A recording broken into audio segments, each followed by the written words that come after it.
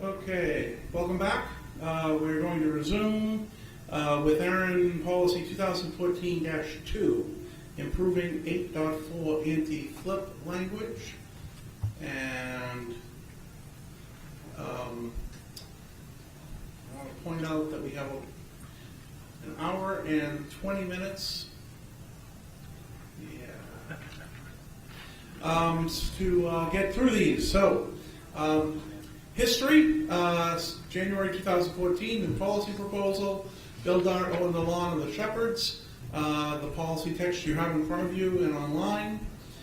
Same questions as always. Is this fair and impartial, technically sound, and supported by the community? Problem statement. Current language. Source entities within the ARIN region must not have received a transfer, allocation, or assignment of IP number resources from ARIN for 12 months prior to approval of transfer request. This restriction does not apply to M&A transfers. So I'm going to have, actually now that it occurs to me, I'm going to have Dan get up and do this. Go ahead, Dan. Good morning. So the gist of what the author of this proposal is suggesting is that when the anti-flip language was originally incorporated into the transfer requirements, the intent was so that people wouldn't obtain an allocation from ARIN, then turn around and sell it, and then go back for more. But what they're suggesting is that the current wording poses a problem in that large companies with subsidiaries and that are a collection of organizations, they can't transfer blocks within themselves because they run up against this anti-flipping language. So what they had proposed is to add the red text to the existing section to exempt the transfers within organizations and their subsidiaries. And that is the gist of the change. So the questions become, should an organization be barred from transferring an existing block to another RIR as part of a reorganization just because they've received assignments? Or does the clause and its subsidiaries open this policy language to abuse? And based on your opinion, if you have any suggestions for alternative wording.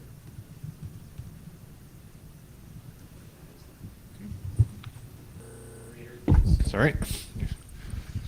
Thank you for being so succinct and trying to get us back on track. Invite if anybody in the room would like to comment on this. I see Mr. Howard standing. Thank you, sir. Lee Howard, fulfilling my regular role. Can you actually flip back to the proposed language? It's only one sentence.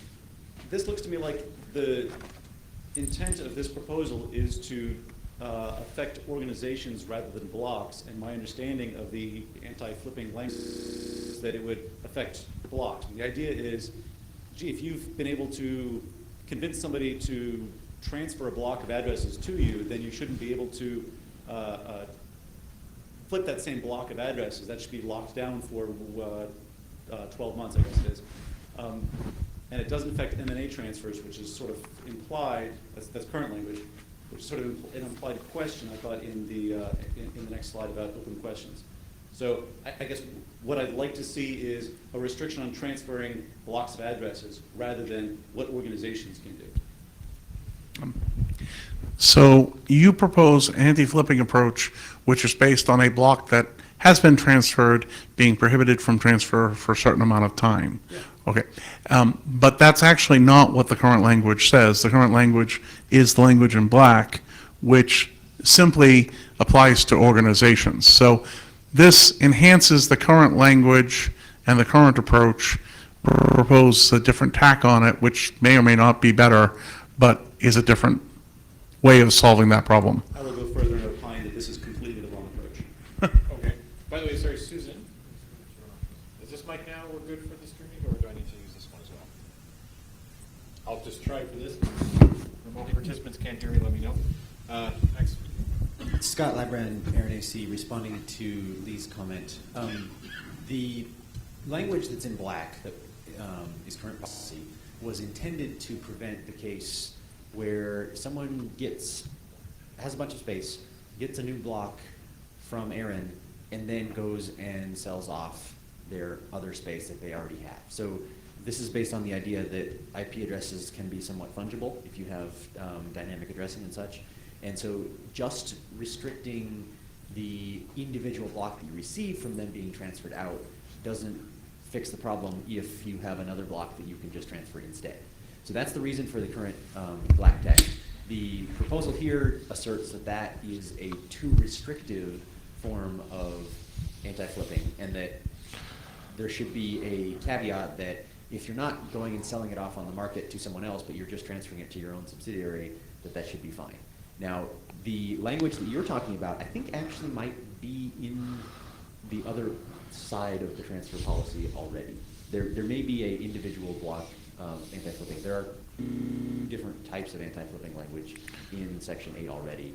This is one of them, and the author feels that it's too restrictive and wants to relax it. So that's the part that we're discussing, but I think the block-based stuff is already elsewhere or was considered and deemed to be not good enough when we originally did 8.3. Mr. Lybrand, your view on, is that just a comment, or do you have a view on the proposal as well? That's a comment.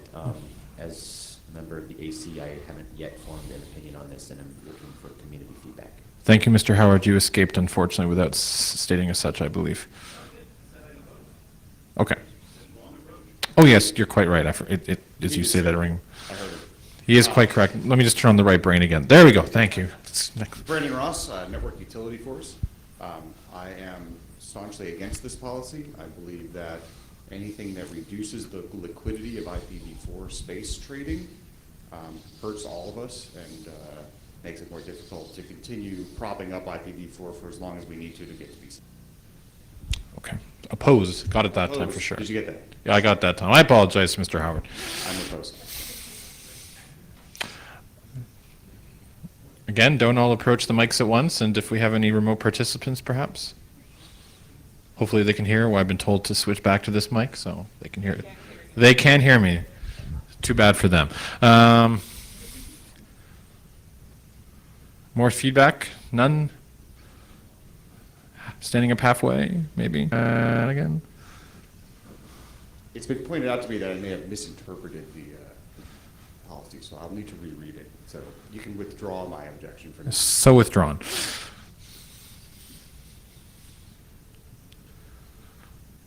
So we'll close the mics or ask anyone remotely to start typing, seeing shaking of head. Your homies are quiet. I'll need a moment after that. So I think we've gotten some feedback on this, unless Mr. Sweeting, you'd like any further feedback for the AC? Okay. Thank you all for your consideration on this, and I'll turn it back over to John. Thank you.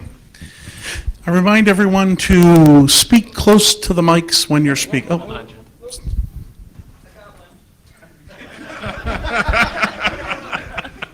You got a live one? Andrew Dull, comment.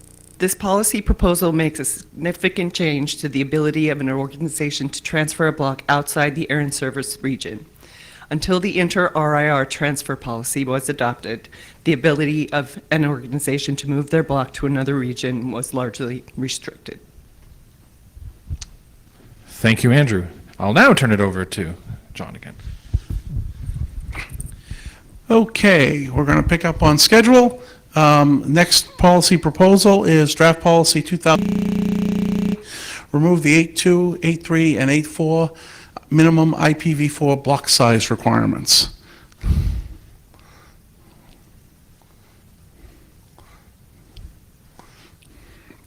Okay, as noted, this is a new policy proposal submitted in January. The Shepherds are Owen DeLong and Bill Dart. It was accepted as a draft policy by the AC. It is a work in progress, and so the AC is trying to figure out if it's good number policy, is it fair and impartial, is it technically sound, and is it supported? I'll turn it over to Dan to give the AC presentation. That one works. Speak close to it. So, on this one's actually even shorter than the previous one, because. Okay. So this one's actually a little shorter than even the other one, in that what the author is suggesting is in the current sections of the transfer proposals, there is a /24 minimum saying only blocks of a 24 or larger will actually be accepted as a transfer. What he's suggesting here is that that requirement be removed and any size be allowed. So essentially, section 8, 2, 3, and 4 just remove the sections that, or remove the clauses that say a minimum transfer size of a /24. So what we're soliciting here is opinions about whether that's a good idea, bad idea, and whether it should be allowed, and what are some of the implications. Discuss, Mr. Howard. It's great that you remember my name. Lee.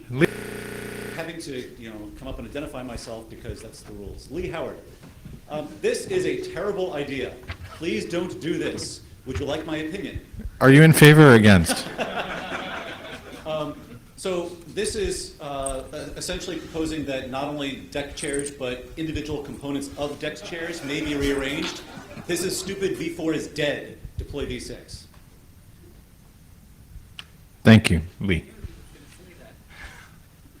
Would anyone else like to comment concept here? It's a very simple proposal. Scott. Scott Librand with Limelight Networks hat on, but mostly speaking for myself. Just not ARIN AC. I'm not speaking for them. Okay, for a while if you want. There are a number of organizations that have requested transfers of /32 because they don't understand how the internet works and they want their IP address. I think there are even individuals who have requested transfers of /32. These may or may not have gotten to ARIN as actual requests, but there are people who want to transfer their IP. I don't believe that our policy should allow such. If there is a good technical justification for reducing the minimum transfer size from 24 to something smaller, I might be in support of that, but eliminating it completely, I think, is a bad idea. Thank you, Scott. Stacy, do we have any remote participation? Do you got one? Stacy will check her homies. I think I'm slightly uncomfortable saying that. I don't know why. It's the suit. It's true. We're going to be closing the mics if there's no feedback on this proposal.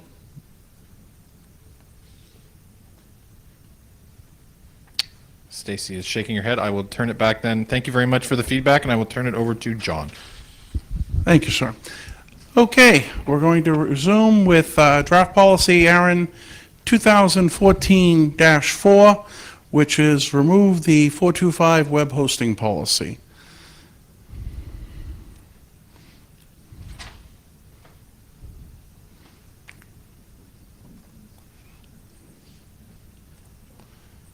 Okay.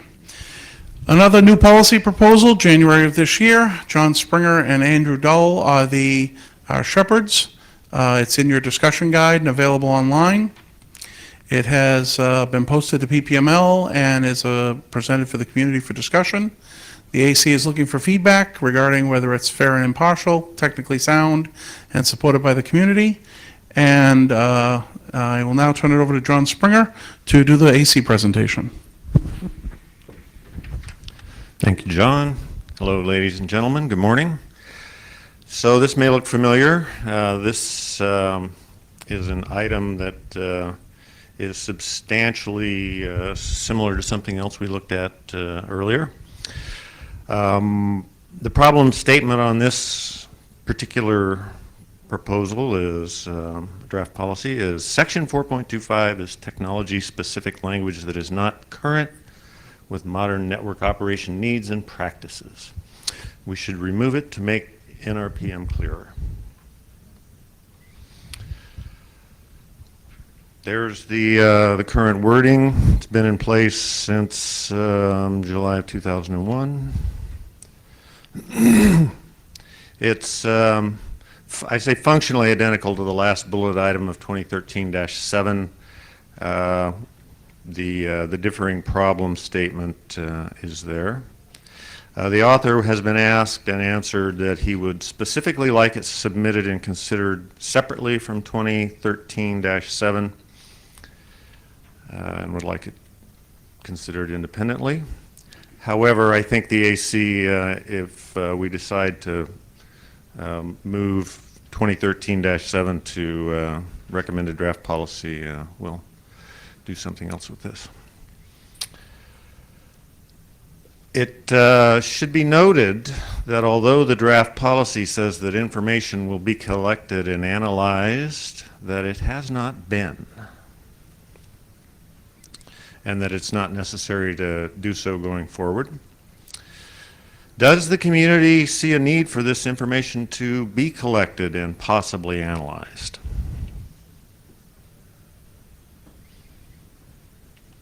Discuss. Shocking presentation. No. Thank you, John Springer. And I did confirm also with John Sweeting, so yes, if obviously as a clarification, if 2013-7 was to be adopted, this would render this null. Yes, this is the author's wish, but it is effectively the same change, or part of, sorry, of 2013-7. So we have discussed this earlier, but I will open it up again if somebody wishes to bring up a new issue or comment. We did get some feedback on web hosting earlier today. Has the break and some caffeine changed anybody's views, or if you could ask Stacy or homies if they've got anything. Lee Howard, even this will not cause you to.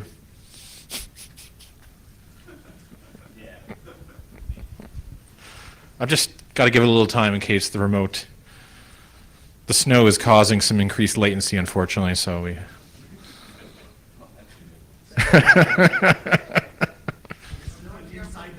Yeah. Well, they don't protect it. They don't expect the snow. No. Okay, calling it once, twice, 3 times. Close. Thank you very much. I will turn it back over. Thank you, John Springer. Turn over to John Curran. Too many, John. Thank you very much. Okay, moving right ahead. Next policy proposal is policy proposal, draft policy ARIN 2014-5, which is remove 7.2 lane delegations.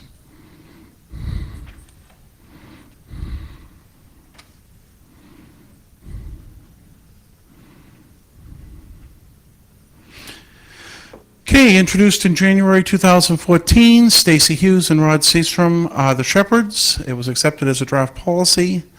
The ARIN Advisory Council, it's available in your guide and online. It has been posted to BPML. The ARIN Advisory Council needs your feedback regarding whether it's good number policy, is it fair and impartial, is it technically sound, and is it supported by the community? And I will now turn it back to John Springer to do the AC presentation.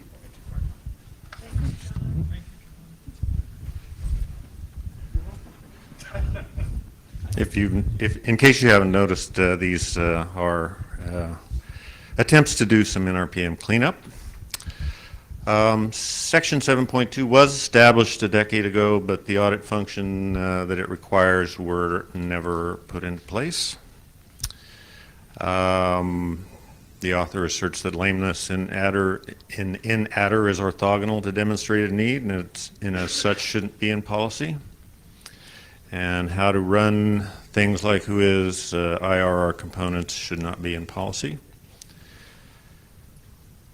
There is the policy statement and implications. So generally we try to keep operational practice out of it in our PM. A question for the community is there something special about inner-adder.arpa that makes it different? And if so, does that extend to IP6.ARPA? Properly running an adder like the choice of an upstream provider may affect an ISP's end user experience, but is that any of ARIN's business? Anybody have anything to say? Thank you, John Springer. You're all very quiet when it comes to removing sections. Interesting. Ask anyone online to quickly comment, or if someone in the room would like to speak, perhaps Lee Howard. Sure, Lee Howard, I remember having this debate, what was it, 12 years ago? No, not quite. This was actually my first policy proposal as a shepherd when I was back on the AC. I remember it well. I remember having fairly emotional debates about how bad lameness was and that it was fundamentally broken, and I opposed this proposal. Thank you, sir. Central mic. Jeff Houston, APNIC. I don't really care whether you do this or not, so obviously. But I do know, however, in some recent work on securing the routing system, an alternative proposal to RPKI actually based itself completely in its trust model on the reverse DNS. And it was a thing I think called Roebuck, and the idea was it pushed information in the DNS sec signed reverse DNS and then pulled out credentials. So if we all walk from this, we're walking away from that as well, in theory. So just be aware that some folk have differing assumptions as to what the reverse DNS is good for, and you might not find that everyone wants to walk away at the same speed as you. Thank you. Frankly, I said don't care one way or the other. Thank you, Jeff. Central microphone. Scott Librand, question for staff and community. My impression from the PPML discussion is that since ARIN changed to using a per zone, per block model, that they haven't really been doing this per server based thing that we instructed them to do a decade ago or however long it's been. And therefore, removing this doesn't actually change operational practice. However, if, as Lee suggested, that is something that still is needed, or if, as Jeff suggested, there may be other reasons for doing something, it would seem that we actually need new guidance to ARIN as to what they should be doing in the new world of delegation of individual blocks. And it's hard to say this server is entirely bad if it's just this one block that's not responding, et cetera, et cetera. So I think we either need to get rid of this or we need to have a new proposal that does the opposite, but the current status quo is rather silly because we're instructing ARIN to do something they can't do, and that's dumb. John Curran. Yeah. In 2009, Mark gave a presentation at the ARIN meeting where he noted that the definition of lame for a server when what you're testing is individual zones is somewhat not canonical and therefore needed clarification from the community. If folks want to remove this from address policy, that clarifies the situation, obviously.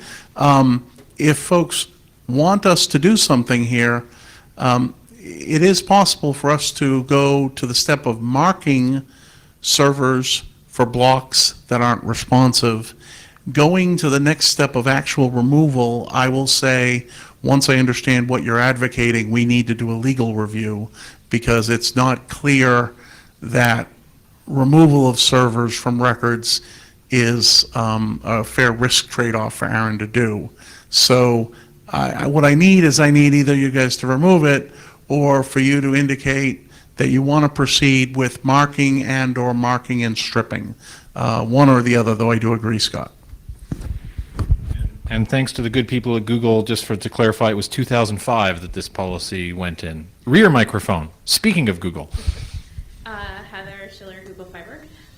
The existing policy that we're proposing to remove altogether already says that you should remove lame servers. So I'm not sure why you're saying that you need legal review to remove lame servers when the policy already says you should remove. If the community wants us to strip the DNS records of lame servers, I'd like a canonical definition of lame added to this policy. Because when we do that and someone comes back and says, you impacted our business, I want to say, yes, all you, impacted their business. And right now, you've not given us that canonical definition that can be coded. So, Heather, yes, but no. As reported in 2009, we can't, and we asked for a clearer definition then. So feel free to start working on it now. Any other comments?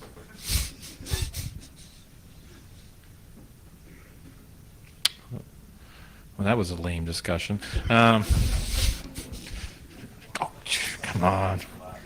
I've been waiting since 2005 to use that. No.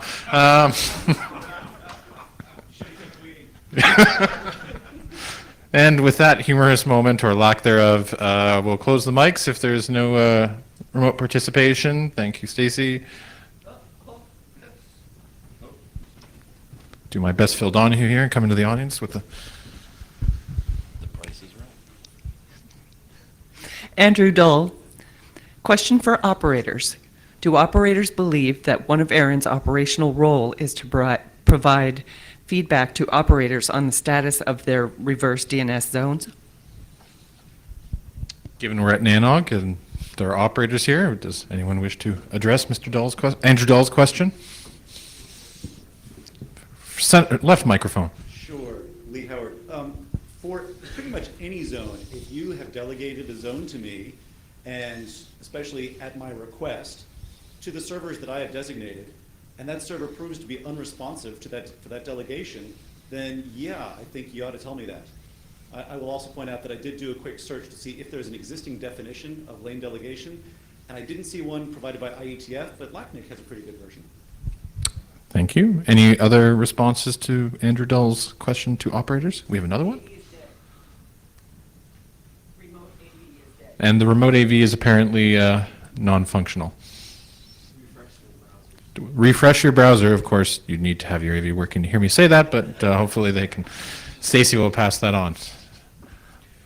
Mike Joseph, Google. I take no position on this particular proposal, but I would observe that removing servers for having a lame delegation pointed to them would be potentially problematic if someone else pointed the delegation to them. Thank you. We're back. Thank you.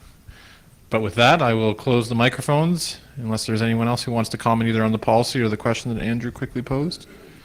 Thank you all for your feedback. I'll pass it back to John Curran for the next item. Excellent. So, we are moving ahead to draft policy ARIN 2014-6, remove section 7.1, maintaining in adder. Okay. Hey.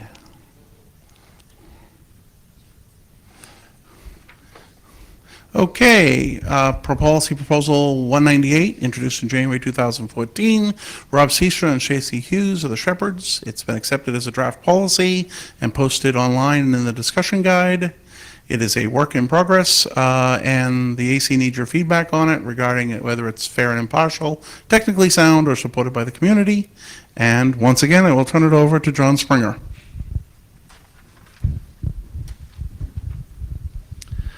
So, another NRPM cleanup policy proposal.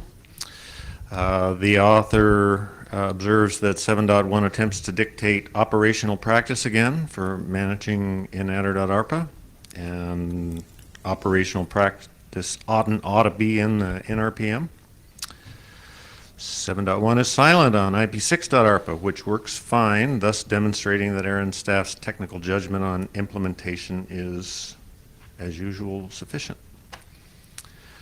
Policy proposal recommendation is to remove 7.1 entirely. Again, operational practice generally doesn't go in the NRPM.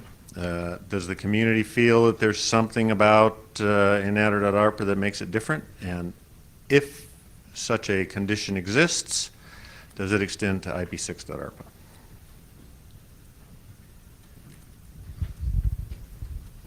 Over here this time. Thank you, John. More reverse DNS, more removal. Lee, you've been beat. Rear microphone. I'm heading in a IP6, anybody? Like, we seem to be playing ping pong, these policies. So remove the inadder, put this back in, 2 policies for the same thing. What's going on? I mean, this stuff's been in the NRPM for years, and don't we have better things to do? Thanks. Can I take that as non-support? I could care less. Chris Spears, Internet 2. So, IPv6 policy already delegates IP6.ARPA and 654. Could you get a little closer? We're having trouble here. So, IPv6 policy 654, I think, already delegates it to IP6.ARPA to the recipient. If we take out 7.2 or 7.1 or both, I think, of these 2 policies, then there's nothing guiding inadder. John, is that your interpretation? You said 7.5 presently does where? 654, I think. Sorry, 656. Reverse lookup.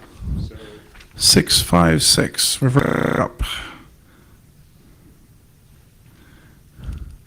656 seems to be fairly clear that we delegate responsibility for the reverse lookup zone, and that service providers who do assignments out of an allocation in turn delegate to the assigning organization the responsibility if the assignee asks. It's fairly complete. You're saying it doesn't work without 7? well, so I'm saying if you remove this, then if you remove 7.1, this is the 7.1 or 7.2? So if you remove 7.1 or Section 7 entirely, so is there anything that speaks to inadder? Oh, I see what you're saying. So the IPv6 policy currently addresses this. Right, IPv4 I policy see it. doesn't. It's the 4.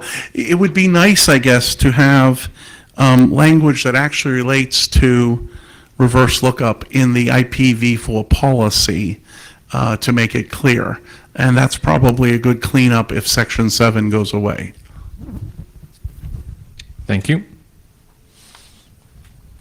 Lee Howard. I would agree that parallelism, parallel construction of policies makes sense in this case, and I would like that to include reverse addressing. That if you're authoritative for addresses, then you ought to be authoritative for the zone.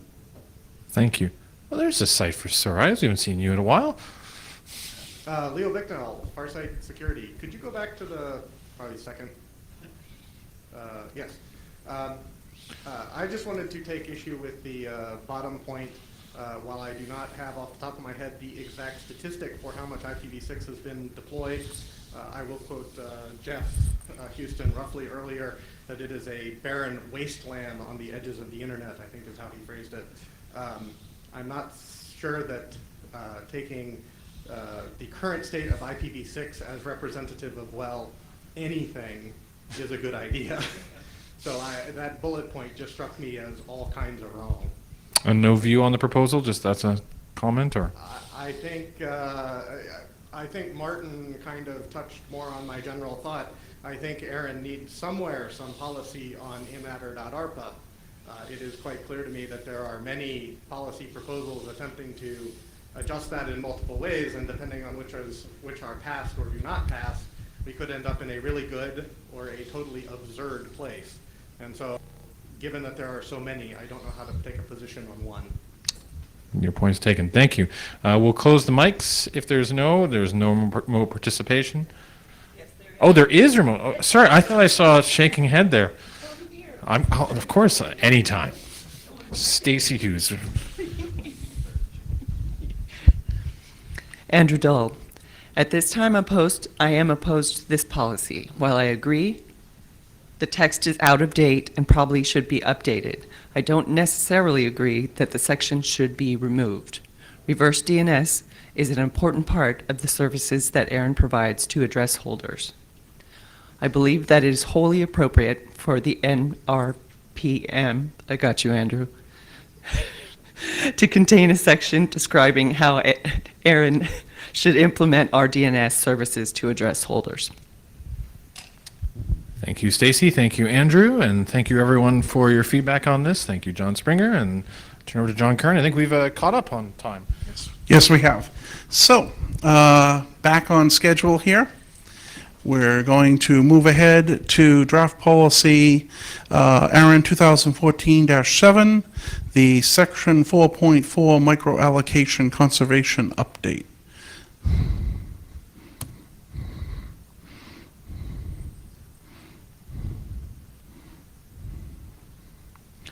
Very good. Okay, history was submitted as ARIN Proposal 200 in January 2014. Andrew Dull and Rob Seastrom are the shepherds. The policy text has been put online and is in your discussion guide. It is a draft policy that has been presented for community discussion. The AC needs your feedback regarding whether or not it's fair and impartial, technically sound, and supported by the community. I'm going to turn it over to Dan now, I think. Yes, Dan? Very good. And he'll give the AC presentation. Hello again. So in this case, the suggested proposal is that the current wording of the policy for getting an allocation for an IXP is that at a minimum of 2 operators get together to justify an allocation from ARIN. What the suggestion that was raised was that this presents possible situations of abuse as the free pool gets depleted, and that it suggested that maybe that bar is set too low. So what the policy statement suggests is that the minimum requirement be raised from 2 to 3 to hopefully prevent that potential for abuse. There is actually a fair amount of discussion on the mailing list about this, so for those who enjoy that reading, it'd probably be a good visit to the mailing list. The two sides of the discussion have kind of settled around a number of people agree that the bar is too low and that it should be raised. One point that was made on the other side was for smaller countries in the ARIN region like the Caribbean who have a difficult time possibly getting 3 people together, that this could cause issues for them. So there is 2 sides to this discussion, and we're interested to hear more points of view from those in the room.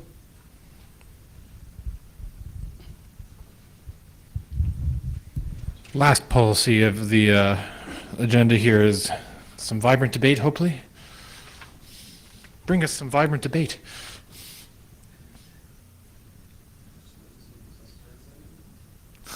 Braden Ross, Network Utility Force. I'll just reiterate what I said on the mailing list, which is that if you're going to fake 2 companies, you can just as easily fake 3 companies, so this does nothing to prevent abuse. The tiny amount of address space we're talking about will do nothing to preserve the free pool for more than a few seconds. Therefore, I am against the change in policy. Is that a good start? No, go ahead. This is Dan. One other point that I'd offer to the room as information, while it doesn't suggest future behavior, just information for consideration, is looking at the ARIN websites. There's less than 70 allocations that have currently been made, for this purpose. So to give you an idea of scope. Thank you. Next speaker. Martin Hannigan, Open IX Association. I am on the board of directors. I'm not necessarily expressing an opinion of the membership. Just wanted to point to the fact that there is an association that is tackling what is apparently the third world condition of IXPs in North America, which includes the ARIN region. There's a standard that the community developed called OAX1, and there's a definition of what an IXP is, and it was fully debated within the community. There was a consensus process, there was public notice, and all that fun stuff related to openness and transparency. With that said, I'm going to shift hats. And since you mentioned that, did it relate to this change? Is there something in that policy that relates? It was established before this policy was submitted to ARIN. No, my question being, you brought that up, does the policy speak to the 2 or the 3? The standard. Sorry, the standard, my OAX apologies. 1 specifically states that an IXP is defined as 3 parties. That's why I wanted to clarify. Thank you, go ahead. So now I'm going to shift hats. I'm just going to speak Martin. I'm not representing anyone. I am the author of the proposal. The purpose of the proposal wasn't to combat abuse. It was to encourage conservation of the /16 that we have reserved for future growth and IXPs. As I previously mentioned, the state of IXPs is unusually broken in North America when you compare it to other regions in the world. And we're working very hard to improve that situation. As you probably are all aware, a number of IXPs have announced service in the states, New York, Virginia. There are public plans with respect to Chicago. We have a new entrant, Omaha. We're working closely with a number of parties. I'm also willing to work with parties in the Caribbean to help them to establish a minimum of 3 participants and bring the tomatoes to the soup, so to speak, and bring some content. In fact, we're actually doing that. The purpose of some of this work is to help people to establish these exchanges, not to thwart them. An observation that I have when you use, for example, the PCH map directory, and you go through and actually check on the entries in that directory, that the vast majority of the entries that are listed as 2 participants are either dead or the space is being used for that's being consumed personally. I proposed an alternative to this policy on the list. So one, the underlying text, I suggested that because there's already text like that in the existing policy. Don't really care if that goes away or not. If that's the purview of the staff or the board, that's fine by me. Secondly, I think that the alternative is that ARIN immediately, or we move to, and this is a big step for me, modify section 12 and start to conduct audits of people that get this space, and if they don't actually use it for its intended purpose or succeed, and again, success is key. I don't think we want to assign space with pending exhaustion to people that are not going to succeed. We should help them to succeed. We should do things like develop programs. For example, there's a pairing program being developed in OpenAX to help people fund these things and get certified and meet those minimum standards that the community was polled on, that said that this is what we want from IXPs. And granted, the Caribbean is what the objection seems to be about, and it is unique. And I think that a lot of people want to help to make things succeed, but I think that we need to start with some realistic criteria, and I think that this is fairly reasonable and simple. And that's it. And you're supportive of the text that we... Yeah, I support it. I mean, again, it's not about shutting down IXPs per se in the Caribbean. It's about using the resources properly and getting some successes. Thank you, sir. Go ahead, sir. Mike Joseph, Google. I oppose this policy. First, tackling the latter portion first. I believe that the existing 4.4 language oversteps the scope of the NRPM, and I believe that the underlying section here further oversteps the scope. It should be the proper domain of the board to determine how organizations are classified for the purpose of payment of fees, and to explicitly call out the taxable status of an organization in the NRPM to determine fee structure is, in my opinion, wholly inappropriate, particularly considering that the ARIN service region may include countries in which the proposed NRPM language is not applicable. So I think it's important that the board have the leeway to develop the most appropriate language and policy for determining the fee structure for critical infrastructure and IXP assignments. On the first portion, I'm sympathetic to the abuse concern here. I could certainly see some potential for abuse. I would be interested to hear staff opinion as to whether or not they've seen any abuse of this policy to date. But I can see also a potential chicken and egg problem. You have your first IXP participant, and you want to give them addresses, but you have to tell them to wait until somebody else shows up. before you can give them their addresses, and I can see that being a problem. So I'm not sure that it's necessary to change that to 3, but I would be interested to hear staff's experience on this point. Okay, don't run away. First John Curran, sorry. Two questions. First, with respect to the scope issue regarding whether this text is within scope for the NRPM,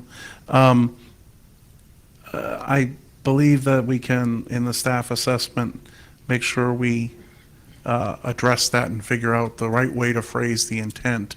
There is certainly a distinguishing organizations for purposes of whether or not they qualify for resources and whether or not they're treated as end users or ISPs is perfectly appropriate and part of NRPM. I agree the fee question is not an NRPM issue, but we'll pick that up in the staff assessment of the policy. I would suggest that nonprofit status might not be an NRPM issue either. Understood. Unless it affects what resources parties are entitled to, because the NRPM has allocation or assignment policy that directly is germane to one or the other. It would. Agreed, though, I believe that would be foolish policy. That's a different question. That's a different question. It would be in scope foolish policy, okay? But the fee question I understand. The second question you asked is about abuse. I don't think abuse we see much of with respect to this, but recognize there's a difference between abuse and aspirational use. And a party that gets an address block and then doesn't fulfill their goals and dreams is not abuse, but it's fulfillment that didn't happen. And we do have quite a bit of that. One question I wanted to ask is, if we back up from the idea of the difference of 2 and 3 being a matter of abuse, as Marty tried to clarify that the 3 adheres more to an industry acceptable definition, do you have an opinion about that? So first off, the larger portion of my objection is about the second half of the text, but concerning the first portion of the text, I would be comfortable saying that there was an intent to have more than 2 participants, but that withholding the space until the 3rd shows up would be potentially problematic. I'm not sure how to best capture that in policy, and I don't take a strong position on the 2 versus 3, though. Thank you. Thanks. Heather Schiller, Google Fiber. So I'm opposed to the policy as written, mostly because of the second statement that's been added about IXPs as nonprofits. In regards to the 2 versus 3, there's a total of like 66 current IXP allocations, so we're not talking about like a huge number of allocations that I think will have a significant impact. So it raises the bar, but barely. I think someone on the list said raise it to 5 or something else. That's fine with me too. But the part about IXPs formed as nonprofits, so there's far more, at least grammatically the way it's written, all others will be considered ISPs in context of the larger 4.4 section implies that the folks who get critical infrastructure space for non-IXP purposes would be considered ISPs as well. And so there are far more of those allocations than there are of IXP allocations. And though far more of them are currently end users and would be adversely impacted by becoming ISPs, all of us, financially impacted. So I think that policy text has more implication for the non-IXPs than it does for IXPs, whether they're nonprofit. Yeah, you're talking about the fact that it says all. Yes, and because, so you only see the section, the one part of section 4.4, which is part of a larger piece of policy. I don't think you have the entire statement. And so the 4.4 is the entire microallocation section, which other microallocations are made for other types of critical infrastructure like DNS operators. And so the way that it's written, that it implies that part applies to DNS operators as well. And my point is just that there are far more of those type of allocations. Yeah, Heather's correct that, and it's on page 32 of your book that the section 4.4 actually has other paragraphs that aren't here. So you might want to consider that, both the AC and the membership communities. All right. Last comment, we'll close the mics. If you're going to speak on this item, please either start typing or approach a mic. Otherwise, we'll close it after this gentleman starts speaking. Perhaps. Name and affiliation, please. Phil Rosenthal from IS Prime. Thanks. And perhaps a better way of looking at it is not for initial allocation, but perhaps looking at it as an audit over the past year of activity. I know with some exchanges that we've been looking at that are launching now, there's a number of participants talking about joining. Every single one of them are content, and I'm a content company. We're interested in joining, but there isn't necessarily much value necessarily in actually joining when there is no eyeballs on that exchange. And that gets into way beyond what your proposal, of course, but my point is that these exchanges do not grow explosively or spontaneously. They grow organically, and if you say you have to have a minimum of X number of participants day one, it's possible you will never have that. And after 6 months, you'll get a few people that'll join. It'll attract others, and if the exchange failed, take the space back. It's out of a special block that shouldn't be used for anything else anyway, right? So you're not, or would you be supportive of this, or you feel that not? I think that it needs more text. I think Okay. it should be an audit rather than initial allocation. So as it is, I am against it. Thank you. Microphones are closed. Any remote? Thank you. Next microphone. So sure, the second half. Name and Martin Hannigan, Akamai Technologies. So sure, the second half of that. Again, I'm the author of the proposal, and I put it there to clean up, I think, if I recall correctly, to clean up some existing language. So sure, clean it up, and I have no opposition whatsoever to having that adapted to whatever you want it to be. With respect to the 2 versus 3, renumbering is easy, especially when it's 2 to 3. And there are other instances of the NRPM where we suggest renumbering is easy as well. And again, it's not about abuse, it's about conservation. And the 16 that we put aside for DNS infrastructure and for exchanges, I believe at this point is going to be fully utilized in a rather rapid manner in the next 36 months. So I'm just seeking to raise the bar a little bit. And by the way, if you guys want to go to 5, that's perfectly fine by me too, because again, renumbering is easy. Thank you. thank you. And last comment. Chris Gundeman, and I actually just had a question about that /16 is reserved. Okay. Because I didn't remember. It says the end of the policy term. So is that still time based, where it gets released into the free pool after 3 years, or is that /16 reserved for critical infrastructure? Period. He's asking whether the /16 will eventually go back. Because the policy still says /16 of IPv4 address space and a reserve for critical infrastructure as defined, blah, blah. If at the end of the policy term there is unused address space remaining in this pool, and it goes on to say that it'll be released. But I think that's just hanging on text. I don't remember. I don't remember if it's. I thought it was 36 months. Yeah, at this point, I just looked at the end of the policy term, at this, Just give a second. right. At this point, where the policy term is no longer defined. Heather, go ahead. You were going to say something? We asked that last. Just go for it. I'm looking for Leslie, because the AC Right. asked that last month, and Right. I thought that what you said was that it was going to be kept indefinitely. Right. It was that they didn't have plans to release it. Right. There's no longer a reference, an antecedent for that phrase. Thank you, Heather, for that clarification. Right. And Leslie, go ahead if What you I want. sent to Heather was, if we counted back to the day the policy was implemented, and we went 36 months, it would be March 2016, I think I told you, that we would release the space. But that the current policy doesn't have a term limit. It doesn't, it's not defined in the current policy. That should be. The AC should take it upon itself to add that to this policy, either to remove the expiration or set date certain. Thank you, John, and AC can take that under consideration.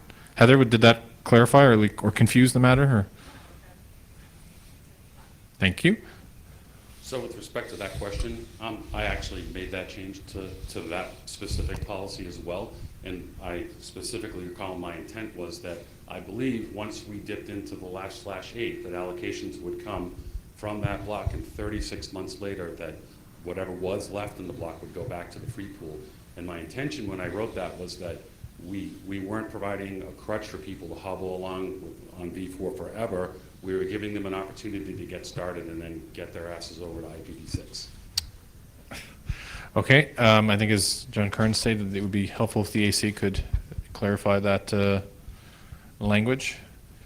We had closed the mics. Was there anything else on just this last point that people wanted to address, or Mr. Sweeting, John Sweeting, is there anything that further input you need? Okay, thank you very much for your participation. I'll turn it back to John Kern. Thank you. Okay, we're now coming to the last portion of the policy consultation, and what we have is proposals, 3 proposals that John Sweeting is going to just let the community know are underway now. These are not yet draft policies. The AC is still working on the text, but they've received them from submitters. And so, John, if you want to come up and talk about proposals 193, 199, and 201. Okay, so 193, 199 should be fairly quick. We probably won't have ask for much discussion on that, but 201 will probably get some good discussion going. Okay, so on proposals, under the new policy process, proposals come in, they go to the AC works with the author controls that proposal until such time as it's determined to be clear and in scope. And then the AC can move it into a draft policy status. And that's when it gets posted to PPML, and we start looking for input based on the policy itself and trying to create good policy. So these proposals are still with the AC, working with the author, trying to get clear problem statement and making sure it's in scope. Most likely these proposals will be on the ARIN 33 agenda in Chicago, and you should see them probably on PPML after the AC's next meeting, which is the 3rd Thursday of this month.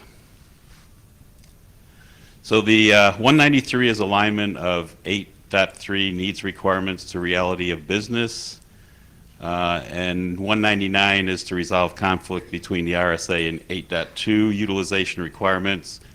Most of you might have seen these. I think David Huberman, the author, posted these to PPML, but I'm not sure there was a whole lot of discussion on them. The ARIN proposal 201 is to remove sections 4.6 and 4.7 from the NERPM, and this is the board policy suspension action that was taken earlier this year when it was pointed out that there was an actual danger to ARIN there if these sections remained in force and could be used.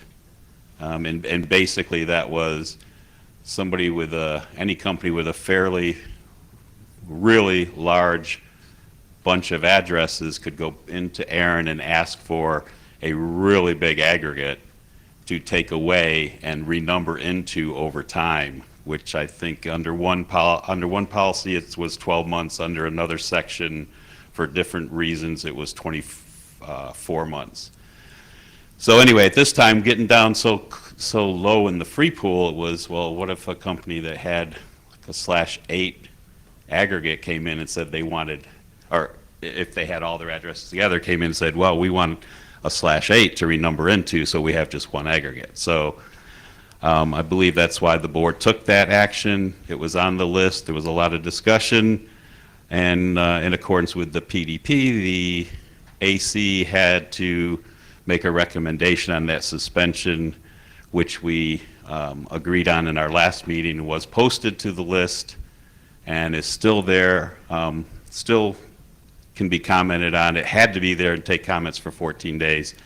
But the gist of the AC's recommendation was to continuance of the suspension, and we also submitted, I believe Dan Alexander is the author of record, but it was an AC decision to submit that proposal to remove those two sections from the NERPM. So that's where we are with that, and we would like to hear discussion on that now, if anybody would like to since it is out there on the list, and we can take discussion on it. I would like to hear that. Leo? Hey, Leo Bicknell, Farsight Security. I totally see why 4.7, the aggregate, is very problematic. So I have no issue with that going away whatsoever. 4.6, I can understand from reading the text how there are potentially some problematic elements. However, I can also think of some not very non-problematic potential uses of 4.6. I believe, and I would like to be corrected if wrong, that, for instance, if a legacy address space holder had way more address than they actually needed and wanted to return that and renumber into a smaller block, they may well use 4.6 for that purpose. And in that sense, while it may tie up more address space for a short period of time, it would actually lead to the return of usable address space to the community. And so maybe some timeframes and some stuff need to be addressed in 4.6, but I think removing it would possibly preclude people from doing that, which would be a bad thing. Given that there is a large amount of address space out there, someone that wanted to downsize into a slightly smaller amount of space, such as a legacy /8 holder, could say they need, the equivalent of 3/11s to renumber their current /8 usage. That's still a substantial amount of space to suddenly lose out of the free pool. ARIN's happy to entertain that if that's what the community wants, but it would be very difficult to handle a large number of amnesty requests which brought the free pool to 0, and then rely on being able to get that space back. It could put us in a very difficult, because we have to get the legacy block back, could put us in a very difficult situation. So if the upside is seen as important enough for that, it would be good for the community to set under what practices and what circumstances and why it's desirable. We suspended both because both have risk. Sure. I guess my thinking in broad terms, because I'm certainly not prepared to offer specific language, is that, for instance, limiting someone under 4.6 to being able to get no more than 20% of the free pool remaining for that purpose may provide that safety valve that it can't be instantly drained, while still allowing, to the extent the free pool does allow, the exchange of space, and thus recovering space down the road. It's a net gain for the community, just delayed. Sure. Note, we haven't had anyone exercise these policies in more than 5 years. So it's a great doorway to have for someone to walk through, but I'm not sure people are actually looking at that wall anymore. I'm hoping that runout makes some people look at that, but I agree that they are unlikely to walk through the door. Thanks, Leo. Lee? Lee Howard. Have you looked at the routing tables for specifically the address blocks of the legacy holders, especially the large holders? It does not look to me that the kinds of organizations that Leo is talking about, I don't think there are people who have large blocks of address space who would want to renumber into largish blocks that would be risky for ARIN and don't have enough space within their existing block. So for instance, a legacy /8 holder who would need 3/11s has 3/11s and can renumber into part of their existing /8, and then return the rest, if that's what they would like to do. I would love it if they would return the rest to ARIN. I think it's probably more likely that they would use the transfer market for the rest of the address space. But the opportunity still already exists, and I don't think that we need to risk the free pool for that. Having said all of that, I think that any organization that was going to renumber taking advantage of these policies would not be able to renumber before the free pool is exhausted, right? So we would be giving up free pool space and then maybe getting some more later, maybe. So I agree with the board's suspension, with the suspension the board has done, and support the proposal that the AC is considering right now, and do these things. Thank you, Lee. Any other comments? Marty, you have something you want to share? Oh, yeah. Thanks.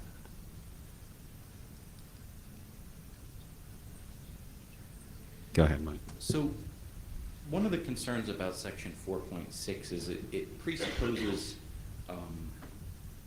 it presupposes an exchange against the free pool, but the other thing it clarifies is something somewhat distinct from that, which is the no penalty for returning point of 462, the first clause of 462, and particularly the first sentence of 462, which states that ARIN shall seek to make the return of address space as convenient and risk-free to the returning organization as possible.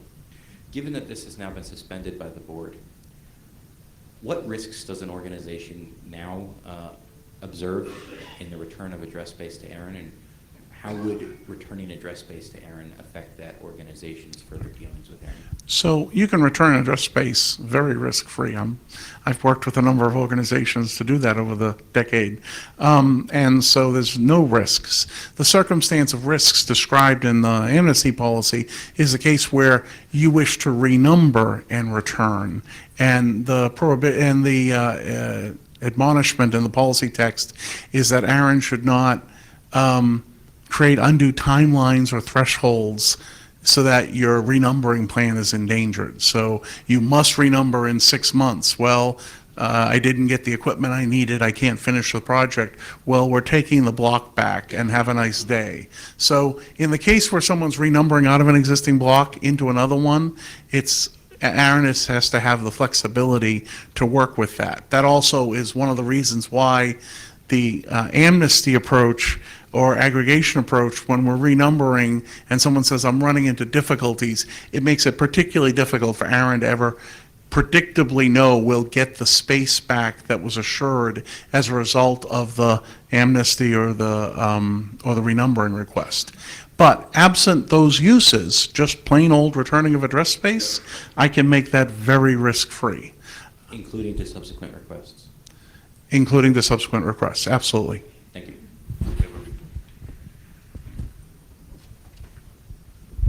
Just a comment from Gary Burmaster. While there may be a theoretical use of 4.6 to return space, I would find it surprising if any organization actually would consider doing so. The risk likely exceeds the potential benefit. Suspension was appropriate, and the section should be removed. Okay, thank you. Anyone else?